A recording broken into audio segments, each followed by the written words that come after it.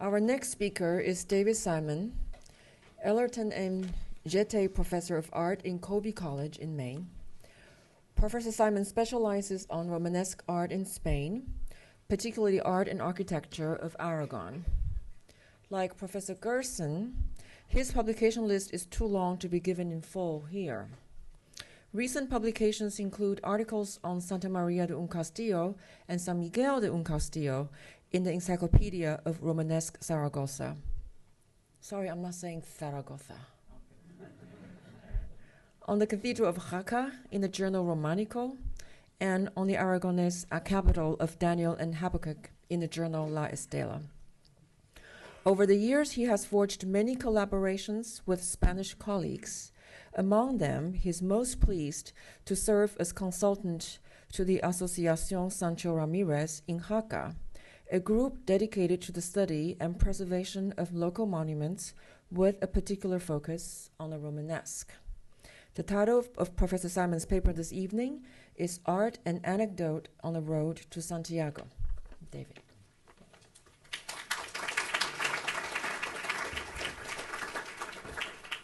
Thank you, Nancy.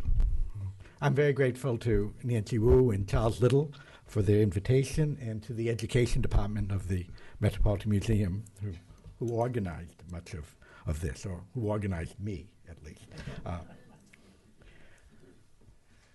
The title of my talk, Art and Anecdote on the Road to Santiago, refers to, well, I'll explain in a minute, but first an anecdote.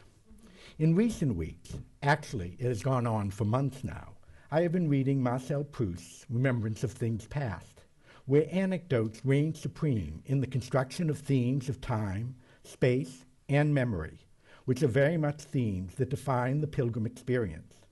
And Proust has made me think about anecdote in a fuller way. Another anecdote. After the Metropolitan Museum asked me, now some months ago, for the title of my talk, somehow the museum kept referring to it as Art and Antidote on the Road to Santiago. I realize now, weighed down as I am with Proust, that perhaps I should have let the error go uncorrected, since undoubtedly there is a good talk there, and one for which it would be relatively easy to establish patterns of experience, visual and otherwise, for, as we have seen, during the Middle Ages, pilgrimage served as antidotes for lots of things, including crimes, illness, and especially boredom. But anecdote remains my topic, and one stimulated by the anecdotal fact that the development of Romanesque art, and particularly Romanesque sculpture in the 12th century, is coeval with the rise and greatest popularity of the pilgrimage road to Santiago de Compostela, which houses the tomb of St. James. It is not that Romanesque sculpture didn't exist earlier, but rather that the expansion of both sculptural subjects and programs, the appearance of novel forms of representation and decoration, and the concomitant interest in an expanded narrative, major contributions of the Romanesque, developed when the pilgrimage to Compostela was at its apogee. This relationship between art and experience is one that has been recognized for a long time, and in fact, this epoch is also credited with significant developments in the realm of literary narrative. Interestingly, the Pilgrim's Guide itself is not one of those narratives, though I am not sure whether it is best evaluated as a travel guide or a chronicle of saint shrines, but whatever it is certainly filled with, as we have seen, indeed is a collection of anecdotes.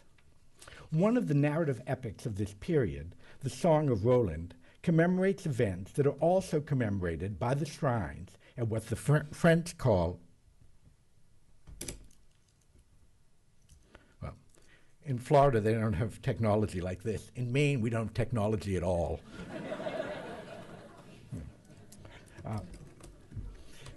Events that are also commemorated by the shrines at what the French call Roncesvalles and the Spanish Roncesvalles, a major stop for pilgrims during the Middle Ages, as it is today for modern pilgrims. In terms of literary narrative, I am thinking of the claims, especially by Joseph Bédier, the French scholar writing about 100 years ago, who saw the pilgrimage roads as providing a cultural context for the oral tradition that established a basis for the development of the Song of Roland and other French epics, the so-called Chansons de Geste, which he numbered to about 70 or 80 works composed in the 12th and 13th centuries. A similar privileging of the pilgrimage road's role, in this case in the development of art and architecture, was promulgated by a generation of art historians which followed on Bédier and took his lessons to heart, principal among them Émile Malle and Arthur Kingsley Porter, the latter, whose Romanesque sculpture of the Pilgrimage Road of 1923 described, and I quote, "The history of Spanish Romanesque sculpture might be graphically represented by taking a pen full of ink and tracing with it upon wet blotting paper the road of St. James." Porter's broad approach and the causality of some of his arguments have been repudiated by later scholars, and later critics suggested Bédier's approach was too rigid, though it should be recognized that both investigators significantly advanced the growth of scholarship in their individual fields. My attempt here is not revisionist, but I would point out the public nature of the art forms the most concerned Bédier and Porter. And tonight I too am concerned for the most part with representations that appear in the public sphere, that of Romanesque monumental sculpture. The reading of many Romanesque images is precisely conditioned on our being able to understand their anecdotal quality, a quality that is also apparent in reading narrative. Let me take as an example this relief, dated to a generation on one side or the other of the year 1100, from the monastery of Santo Domingo de Silos, which illustrates Luke chapter 24, a chapter in which Christ's resurrection has just been described. After having discovered Christ's empty tomb, two of the apostles, who are on the road to Emmaus, meet the resurrected Christ, represented here at the right, and fail to recognize him. They ask him, "Art thou only a stranger in Jerusalem?" The word stranger in the English Bible is a translation of the Latin peregrinus, which very much conveys the sense of traveler. And indeed, here at Silos, Christ, identified by his halo, inscribed with the cross, is represented as a traveler, a pilgrim, with the traditional pilgrim's accoutrements of staff, ribbed hat, and a pouch decorated with a scallop shell.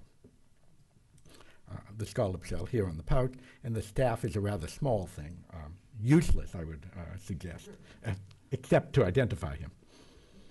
Now, the scallop shell functions, of course, as the sign of the pilgrim to Compostela, because that shell, found on the shores of Galicia, where Compostela is located, refers to a number of legends, including one that explains that when St. James, Santiago in Spanish, landed under miraculous circumstances on the shores of Galicia, his body was protected by and covered with scallops.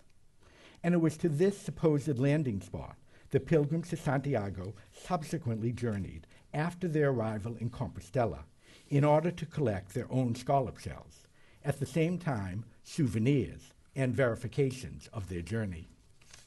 The viewer of this relief, especially a pilgrim, would surely have taken note of the quotidian elements of the costumes, and probably have taken comfort, a kind of associative pleasure, in seeing Christ himself represented as a pilgrim. Christ's active gesture and pose would also have struck a note with pilgrims, moving towards their goal, especially since the movement is simply not one-directional.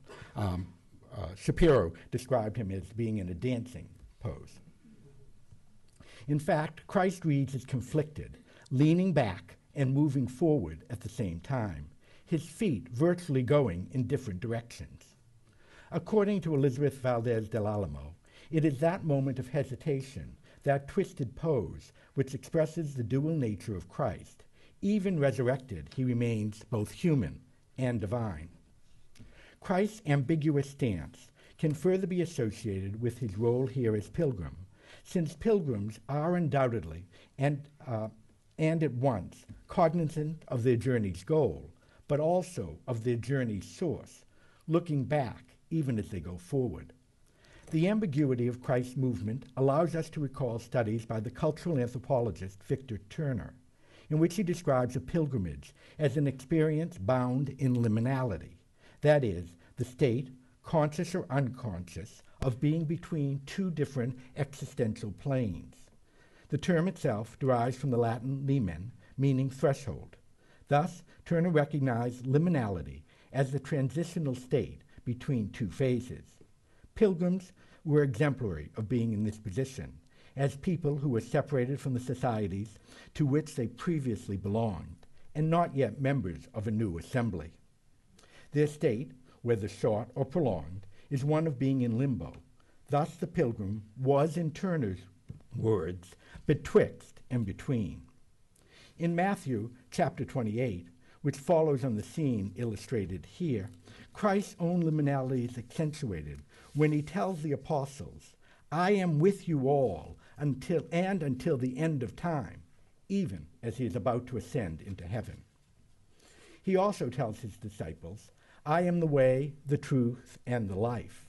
As such, a quintessential pilgrim, as much road as person. Del Alamo establishes that the appearance of Christ as pilgrim, and specifically one on the road to Compostela, might well have been part of a concerted program to attract pilgrims to Silos. While the Silos Christ as pilgrim is certainly the most magnificent Romanesque example of the type, it is not the only one. And here, on an ivory plaque of about 1115 or 1120 from Leon itself on the pilgrimage road, Christ is once again, in this case in the upper left, here, he is represented with the pilgrim's accoutrements of staff, bottle, and pouch, though in this case he would seem to be represented as a pilgrim to Jerusalem, indicated by an equal-armed cross, a sign of pilgrims to that city, as well as of crusaders to the Holy Land. This is an easy pilgrimage to make, to see this plaque, since it's in the collection of the Metropolitan Museum. So it's one of the short pilgrimages, but liminal nonetheless. There's that, a detail of that. At the Cathedral of Saint-Lazare in Autun, on one of the French pilgrimage roads through Burgundy, the one that starts at Vézelay, among the saved souls are pilgrims, both to Compostela and to Jerusalem. Here's the shell and the cross on the pilgrims. At the Church of Santa Marta de Terra, on the pilgrimage road in Zamora, is another example, rather prosaic to be sure, of a holy figure as a pilgrim. But here the pilgrim is St. James himself, the first pilgrim, as it were, to Compostela. I would suggest these representations use anecdote to establish identification on the part of pilgrims with sacred figures worthy of emulation, and as a way of embellishing the experience of their journeys by projecting or telescoping the pilgrim's own experiences with those of historical and sacred personages. So, why do I refer to all of these images as anecdotal? Largely because they represent abbreviated or short images or scenes, relatively freestanding, but also placed so that a broader narrative is suggested.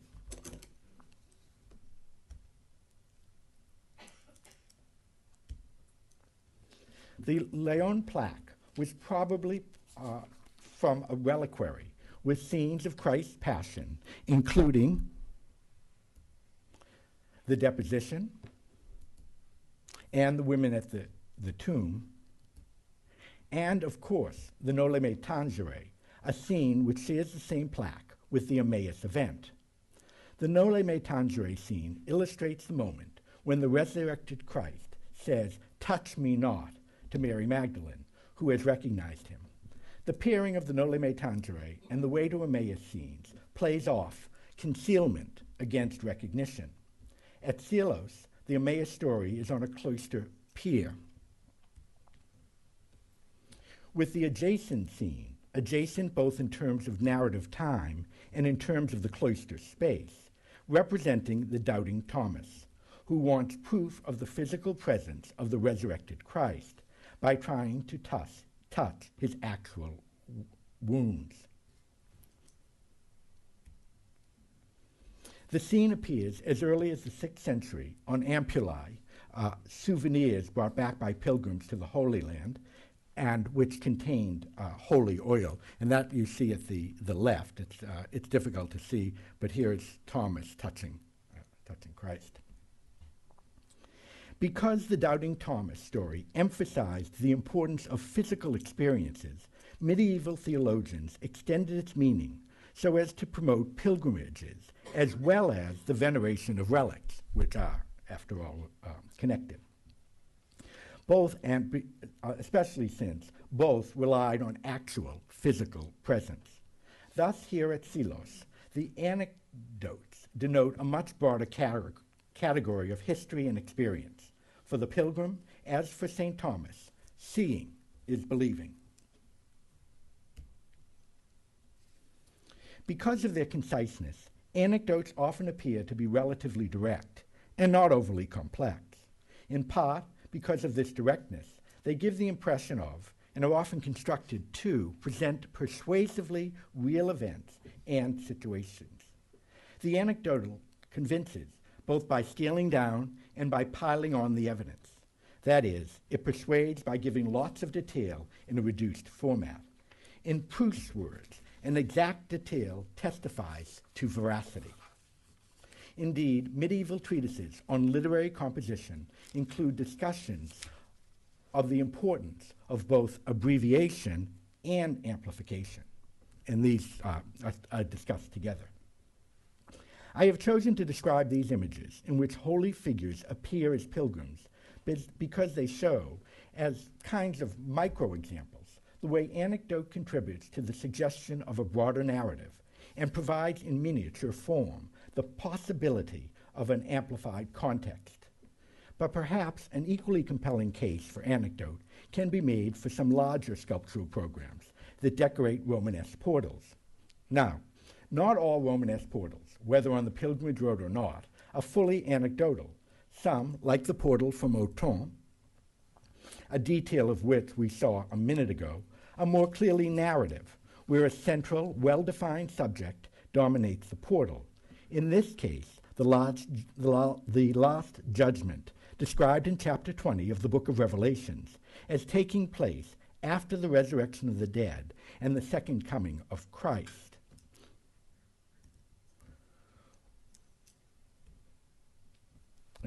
When souls are weighed to decide their fate, which results in separating those who are to be saved from those who are to be damned, and it's Christ as judge who is represented in the center.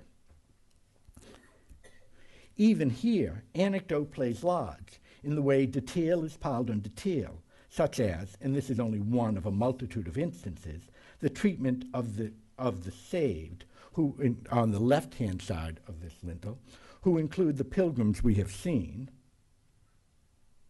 there, and the damned, who include a woman with snakes biting her breasts, a sign of lust, and a figure usually interpreted as a Jew holding a Eucharist host, inscribed with a cross, which is about to be stabbed with a knife. These anecdotes clearly are not mentioned in the biblical account of the Last Judgment, and read as a gloss on the central narrative, rather than as a focus in themselves.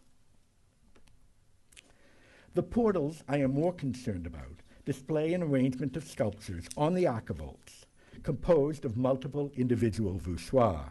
And here you see archivolts with these individual voussoirs, as forms the portal on your right. Because this arrangement can lend itself to representations, or better stated, images, that lack a sequential narrative, and thus a linear episodic progression, and lack as well a central focus, many scholars have seen them as illegible, precisely because that central focus is absent. The portal you are looking at, on the right, is the south portal of the church of Santa Maria in un Castillo, which dates to the middle of the 12th century. If un Castillo is today a quiet village, seemingly separated from the main centers of artistic production, its 6 surviving Romanesque churches attest to the importance it had as an artistic center during the Middle Ages. This relatively large number of churches required the labor of many craftsmen, and it is thus perhaps not surprising that sculpture from un Castillo has been compared with works from across the entire north of Spain, from Catalonia to Galicia, and in France, from Languedoc, the Béarn, Quercy, Saint-Ange, and Poitou. One imagines a traffic of artists so dense as to require the services of police with training in connoisseurship to direct artists to their assigned churches. Un Castillo was very much a political and geographic crossroads, sitting close to the western border of the Kingdom of Aragon and the eastern boundary of the Kingdom of Navarra. And Un Castillo marked as well the frontier with Muslim-held lands. The darker area was the lands that were held by the Muslims at the end of the 11th and beginning of 12th century, and the lighter area were Christian lands.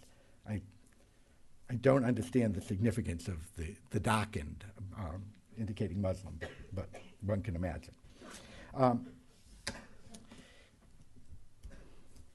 Its hilltop castle, from which the town takes its name, the Un Castillo of Un Castillo, was one of the main lines of defense for Christians, a fact that is largely responsible for Un Castillo's urban growth during the Middle Ages. Artists at Un Castillo would seem to have been particularly interested in pilgrim themes. A medieval church, which does not survive, was dedicated to Santiago, and one of the apses of the surviving church of San Juan at Un Castillo is decorated with frescoes representing scenes from the life of Santiago. On the sides, here and here, and in the center, a figure, probably the apostle himself, with above pilgrims wearing tunics and caps and carrying typical staffs, here and here, and below in the center, pilgrims kissing his feet, which appear here and here. A second portal of the Church of Santa Maria, rebuilt, that is the church we saw a second ago, which was rebuilt, this portal was rebuilt in the 18th century, contains an original Romanesque relief reused at the time of the portal's rebuilding. That relief, undoubtedly the tympanum of the original west portal, and you can see the form, tympanum shape. The relief represents the adoration of the Magi, who were depicted as travelers, which of course is traditional, but more unusual, though far from unique, is the fact that they each carries a staff, a sign of the pilgrim. In various medieval prayer books, the divine protection of the Magi is invoked for pilgrims who are about to undertake their journeys. Interestingly, representations of the three Magi come to be placed as predominant subjects on church portals only during the second quarter of the 12th century, that is, concomitant with the increasing importance of the pilgrimage to Santiago. But back to the fascinating south portal of this church, and you're seeing the same portal in two views. 6 columns, 3 on each side, flank the doorway. The arrangement establishes a graceful transition, even as it serves to accentuate the depth of the displayed portal. The sense of relatively deep space, or at least of depth that is greater than is actually the case, is heightened by the numerous angles that flank us as we enter the portal, establishing a multi-stepped progression in depth. The innermost archivolt is composed of a continuous thick torus, or tubular molding, you see here, on the side of which are arranged figures and animals placed as tangents to the curve. Included in the series are a figure mounted on a lion, a mermaid, a siren, an acrobat, a man holding a knife and blowing a horn, apparently a hunter or warrior, a bird with a serpent in his talons, and a griffin, the fantastical mythological beast, here devouring a man. The central archivolt also features a continuous molding, but in this case it appears to hold up or hold in the figures and animals represented on the archivolt. What we read is a kind of continual cummerbund or belly band is placed so that above the tube the figures are represented from the shoulders up, and below it from the knees down. We perceive that without the support of this restraining band, the figures would fall from their lofty positions. The subjects of the middle archivolt include a praying figure, or orant, a shepherd, a scene of a man opening his mouth while a figure next to him holds pincers or pliers, a woman pulling her hair, and a shackled donkey placed at the apex of the portal so that his large penis hangs directly over the entrance to the church, so over our heads as we walk in. The formal arrangement of the outer archivolt is in a sense reversed. The figures, rather than seeming to fall off the portal, are placed within a hollowed ground. Here it is the continuous and darkened space that unifies the arrangement. Included among the representations on this archivolt are a crowned musician playing a fiddle, flanked by dancers and acrobats, and by other musicians playing pipes and a box harp. A man pulls open the mouth of the large head of an animal. A figure dressed in a wool or fur balaclava skins an animal. A cobbler is at work, and here's the shoe. You can see the tip of the shoe is missing.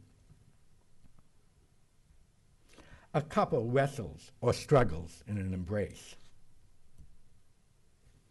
What are we to make of this profusion of events? Events both in the sense of what is represented and of how they are represented. The traditional view in the art historical literature has been that these archivolts represent a farcical view of man's follies, and that the sculptor's intent to amuse and divert is emphasized by the use of both quotidian and fantastic scenes. These descriptions of a sense of gaiety, of a joie de vivre, of the archivolt sculpture ignore some of its clearly mordant character, as exemplified by the wrestling couple or the proliferation of monsters. For most authors, what defines the archivolt sculpture is its anecdotal character, seemingly far removed from any religious meaning. Recent studies, however, have begun to recognize that the individual voussoirs decorations convey meanings less frivolous than they have traditionally been acknowledged to represent. The type of the Un Castillo portal, with its layers of elaborately decorated archivolts, likely derives from a tradition of church facade programs that originates or sees its most complete manifestations in Poitou and Santos, that is where the author of the Pilgrim's Guide well might have come from, that is, in the southwest of France, and through which, as we've seen, the Compostelan pilgrimage road runs, and where it has been demonstrated that many of the subjects refer to various biblical and exegetical traditions. And I would suggest that similar concerns are expressed at Un Castillo. In fact, a series of vices are found on the carved voussoirs of Un Castillo. For example, a man struggling to support a money bag that drags him down is clearly a sign of avarice, represented as well on an interior capital of the same church, where the damnation that results from a life of vice is also represented, and on this side is a scene of hell. Another vice is probably indicated on this capital by a figure holding a fish over his shoulder. Precisely the same subject is represented on a voussoir of the portal, a subject that appears as well in France. Other common representations of vices include drinkers, a reference to drunkenness, bears, a common reference to lust and gluttony, monkeys, which symbolize both vanity and lust, and, of course, the ass, a traditional representation of lasciviousness, and particularly in this case.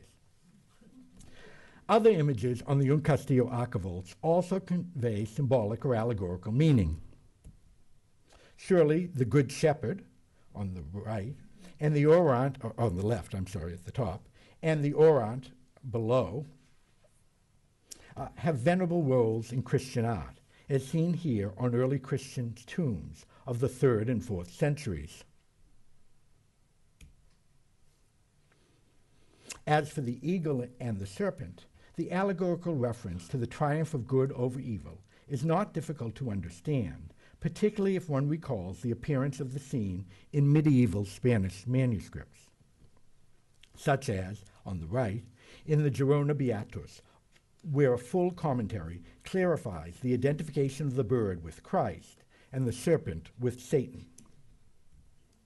It is not clear whether a figure riding a lion at Santa Maria is a specific reference to Samson or to David, Old Testament heroes who each had his adventures with lions over which he triumphed. The general sense of virtuous conquest can be appreciated when we compare the voussoir figure to the representation of the same subject on the Doña Sancha sarcophagus from nearby Jaca, where it has been shown to be, at least in general terms, a reference to virtue triumphant. The reference of the seated string player at Santa Maria, distinguished from his musician colleagues by his crown, must be a representation of King David, a subject so common that its appearance here does not seem particularly notable, even if its identification has been overlooked by the scholars who have stressed the secular and frivolous nature of the archivolt sculpture.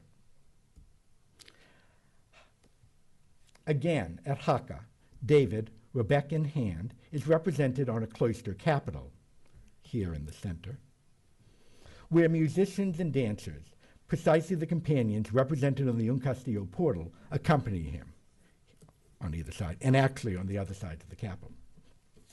And for Jaca, Sonia Simon has shown that the David capital, Sonia Simon has lots of imagination, as you can see from being able to decipher this capital, but I think she's correct. She has shown that the David capital should be interpreted in context of representations of the virtues and vices. Some of the representations from Un Castillo might well derive from medieval calendar cycles.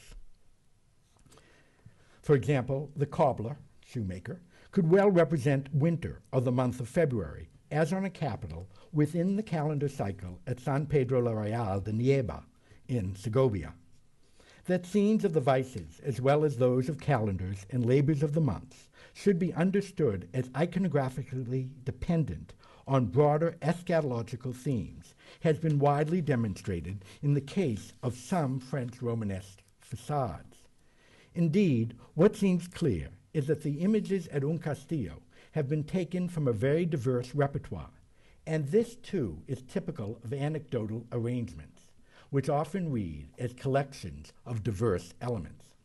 Certainly, they are anecdotal in the way they concentrate on seemingly quotidian details. The shoemaker, the figures who seem to be selling their wares underneath a tent or a canopy, the man skinning an animal, do appear to be taken from actual scenes of daily life. And even those scenes that can be interpreted as representing vices, labors of the month, or seasons are presented as if they were ordinary events. In fact, there is no reason to suggest that anecdotal scenes must, by their nature, be non-symbolic or non-religious, as we have seen with the Silos relief and the sculptures related to it.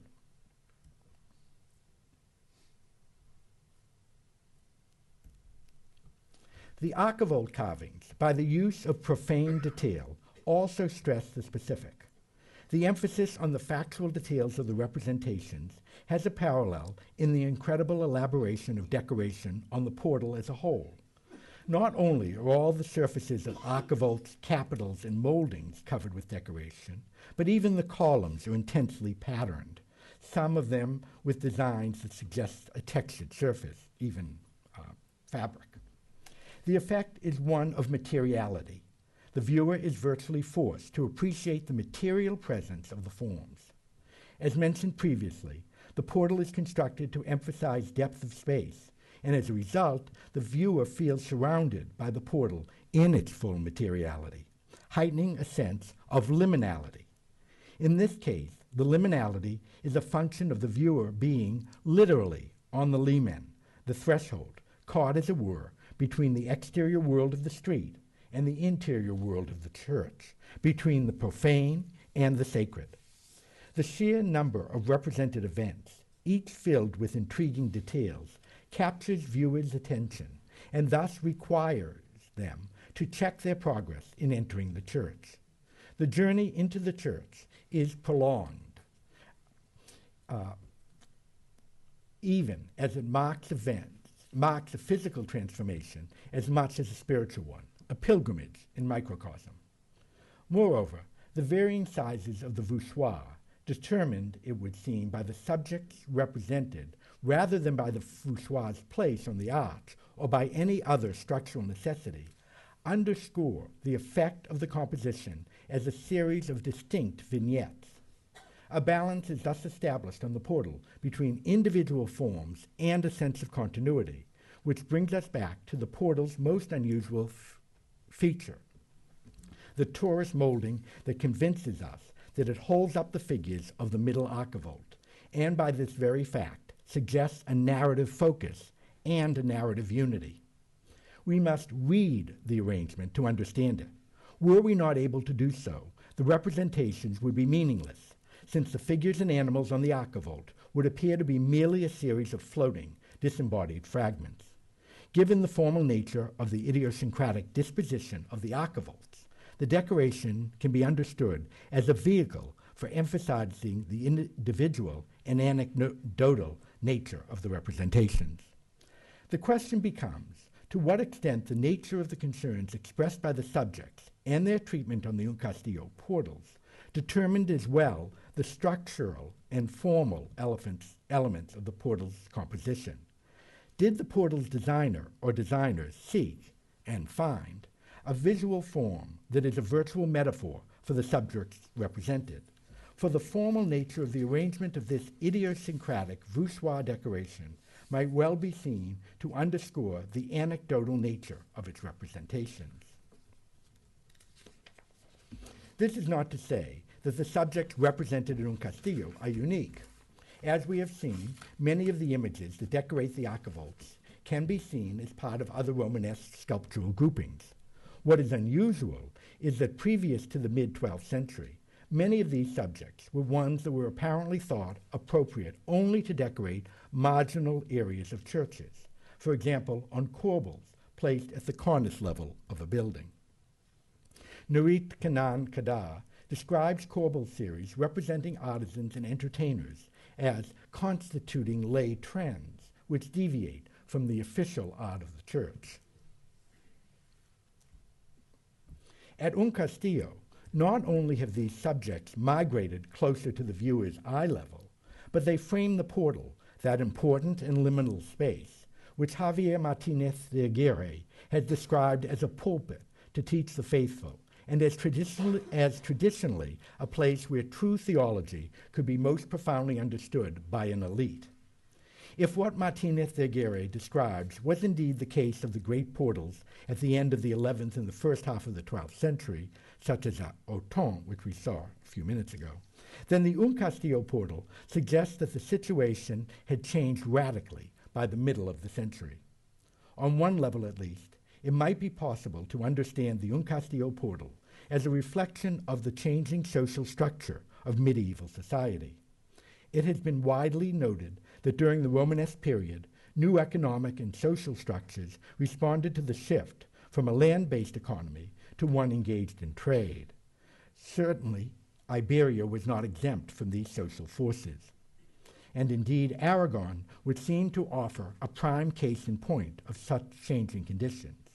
For example, the civic charter of the capital of Aragon, Jaca, which was authorized in 1077, not only provided a system of laws, but encouraged foreign settlement in the city.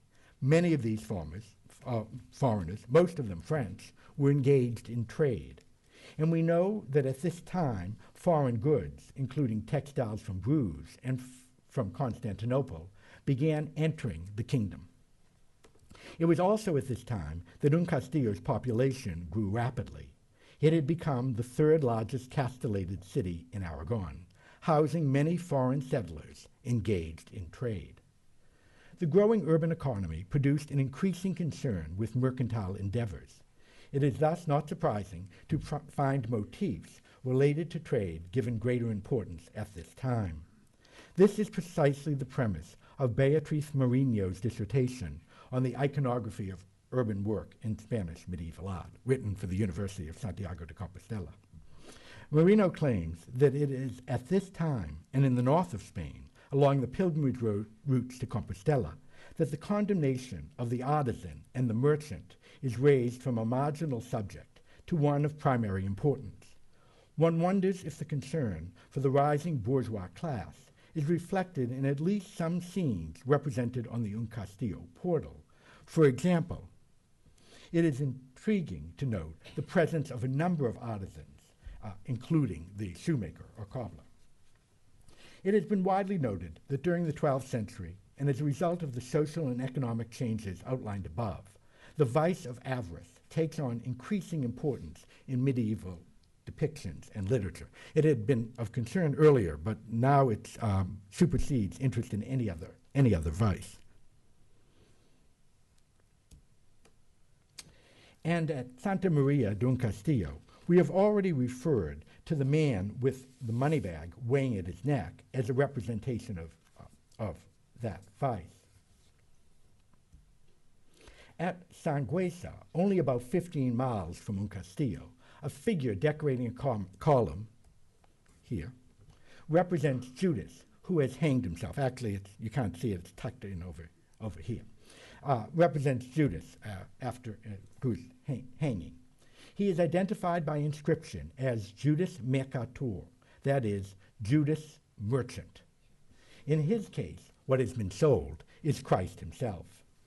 By the way, on the Sangüesa portal, which you can see is also covered with decoration, a lot of it anecdotal, and which fronts directly on the pilgrimage road to Compostela, which passes right here. There are 6 shoemakers, a few blacksmiths, and other laborers as well. All of this makes me wonder about the figure of a man with an open mouth, an adjacent colleague with pincers, a subject that appears 3 times in Castillo, twice on the portal of Santa Maria's sister church of San Miguel, and once at Santa Maria, which is the representation you see here. Although the representation has generally been seen as a dental extraction, anecdotal and quotidian to be sure, well, at least quotidian to the dentist, perhaps not so for the patient. I wonder, in fact, if it might not more likely represent the vice of avarice, the traditional punishment for which was having one's tongue pulled from one's mouth. Similar subjects appear on the judgment portal of the early 13th century collegiate church of Tudela, fewer than 30 miles from Castillo. And here you see that, the tongue being pulled out. And in fact, what the figure is doing is he's counting money. He's a money changer. And he appears over here with his money counting board. It's part of a large cycle. By my reading, at Castillo, the object in the pincers here is a tongue, not a tooth. And the bag, one of the figures holds so tightly, is not, as has been suggested generally, a bag used to contain ice for calming the patient's pain, but a money bag. And in fact, the form is a traditional medieval form of money bag, a kind of sock tied in the middle. It was used up until very recently in Catalonia, in fact, and in other parts of Spain. The mix of cultures, religions, and ethnic backgrounds in a city such as Castillo a crossroads city, produced understandable tensions. One of the groups clearly present in Castillo, its arrival probably coeval with that of the French, was a Jewish population attracted by the economic and legal advantages authorized to foreigners. And when you visit Castillo today, the Jewish ghetto is still, you can still see it.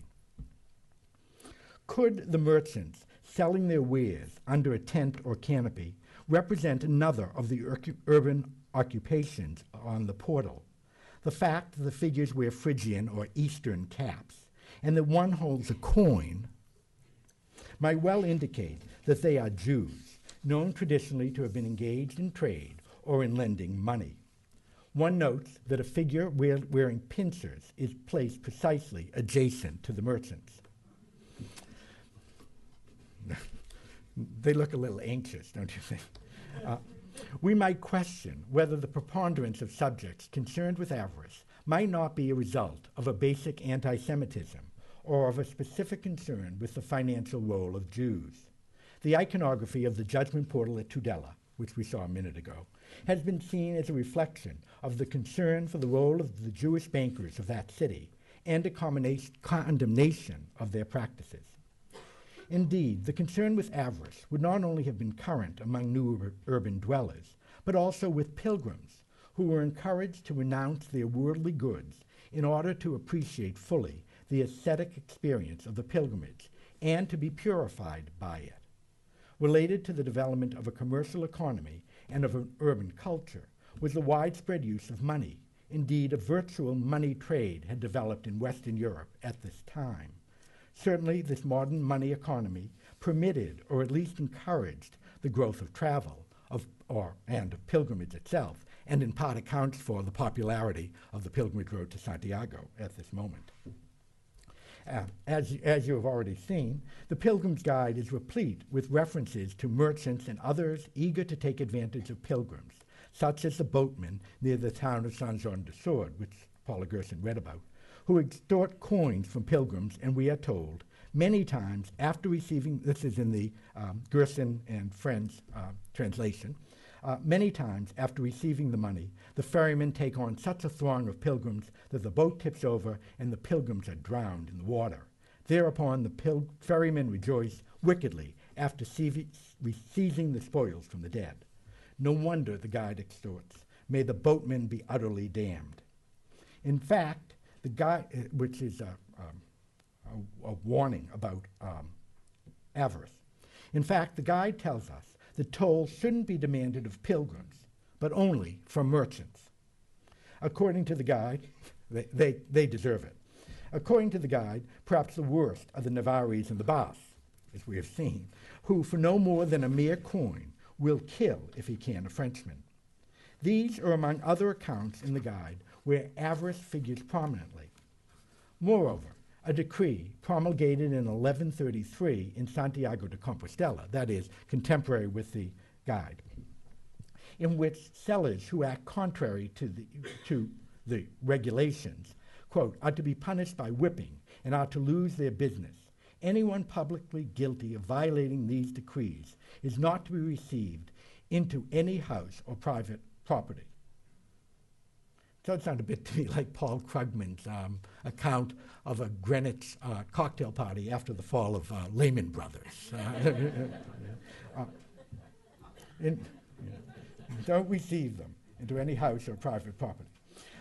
And a contemporary sermon delivered in Santiago after listing the evils perpetrated on pilgrims ends as follows. "O deceitful avarice, O you false innkeepers, cheating bankers, and wicked merchants, convert to the Lord our God, put aside your evils, your avarice, throw out your wicked deceptions. What will you say at the last judgment when you see all those whom you have cheated accusing you before God?" I would like to suggest that the portal of Santa Maria de Castillo should in fact be seen in light of meaningful social changes, and to recognize the traditional Christian concerns for salvation and damnation have been transposed from the eschatological or metaphysical realm into physical reality by means of the anecdotal. The relationship between form and meaning becomes explicit. The designers or sculptors of the Un Castillo portal found a means by which to involve viewers, indeed to entice them to appreciate the scenes that are depicted on the portal, establishing a parallel to, or a reflection of, the growing importance of an urban class and of the need to create art that entertains even as it instructs. In this context, we might recall that these visual forms manifest themselves at a time when new forms of literary narrative are being experimented with, not only the chanson de geste, but also a book as enigmatic and original in form as The Pilgrim's Guide.